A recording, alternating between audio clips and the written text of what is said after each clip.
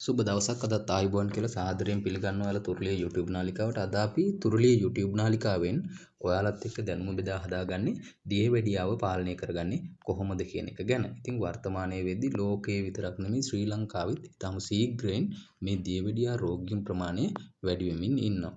ඉතින් මේ දියවැඩියා රෝගයට ඔයාලත් ගොදුරු වෙන්න පුළුවන්.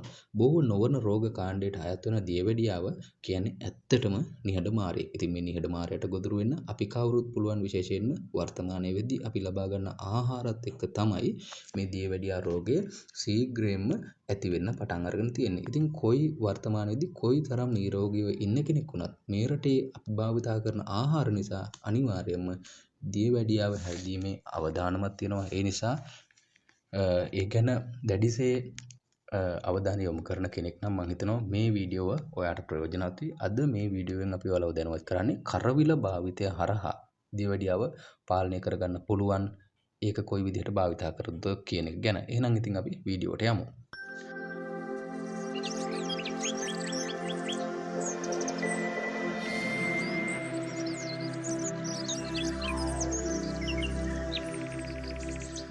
කරවිල දියවැඩියාව පාලනය කිරීම සඳහා ජනප්‍රිය ස්වභාවික පිළියමක් තමයි මේ කරවිල කියන්නේ. ඉතින් කරවිල ආසියාවේ රටවල විශේෂයෙන්ම ආහාරයක් විදියට පිළියෙල කරලා භාවිතා කරන දෙයක් කියලා ඔයාලා කවුරුත් දන්නවා. නමුත් කරවිල භාවිතා කරද්දී අපි වැඩි අවධානය යොමු කරන්නේ කරවිල වලින් මේ දියවැඩියාව පාලනය කරන්න පුළුවන් කියන එක පිළිබඳව.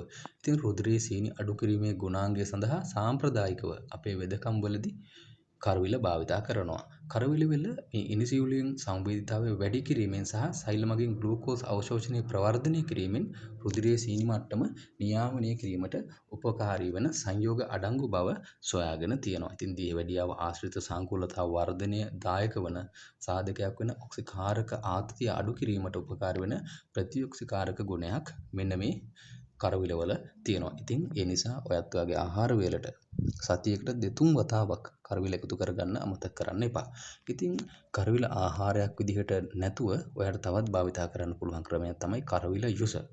ඉතින් මේක ටිකක් අමිහිරි පානයක්, තිත්ත තියෙනවා. නමුත් අමිහිරි දේවල් ශරීරයට නම් ගොඩක් රසවත් විදිහට ඖෂධීය ගුණ දෙනවා. කරවිල යුස. කරවිල යුස දියවැඩියාව පාලනය කිරීම සඳහා ජනප්‍රියම පිළියමක්. කරවිල යුස සාදා ගැනීම සඳහා කරවිල කුඩා කැබැල්ලක් අරගෙන ඒක කපලා වතුර ස්වල්පයක් සමග මිශ්‍ර කරලා මේක උඩට බ්ලෙන්ඩ් කරන්නත් පුළුවන්. නැත්නම් මොනවා හරි තද දෙයකින් මේක තලලා මේක යුෂ ඉවත් කරගෙන ඒක පෙරාගෙන පානයක් විදිහට භාවිතා කරන්නත් පුළුවන්. ඉතින් අනික් එක තමයි කරවිල තේ.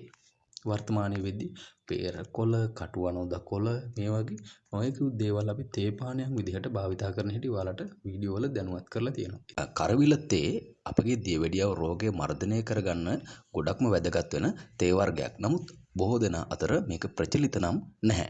ඉතින් ඔයාලට මේක හදාගන්න පහසුයි, ලේසියි. කරවිල ගෙඩියක් අරගෙන ඒක කුඩා කැබලි වලට කපලා උණු වතුරට දාලා ටික වේලාවක් තැම්බෙන්න තියන්න. ඉතින් ඊට පස්සේ ඔයාට මේක තේ එකක් විදිහට පානය කරන්න පුළුවන්. ඒ වගේම තමයි කරවිල අරගෙන පෙති කපලා වියලලා තියාගෙන ඔබට විටින් විට භාවිතා කරන්න පුළුවන්. ඉතින් කරවිල තේ අඩුම වශයෙන් සතියට දෙවතාවක් භාවිතා කරන්න කියලා තමයි අපි ඔබට මතක් කරන්නේ. ඒ වගේම තමයි කරවිල ජූස්.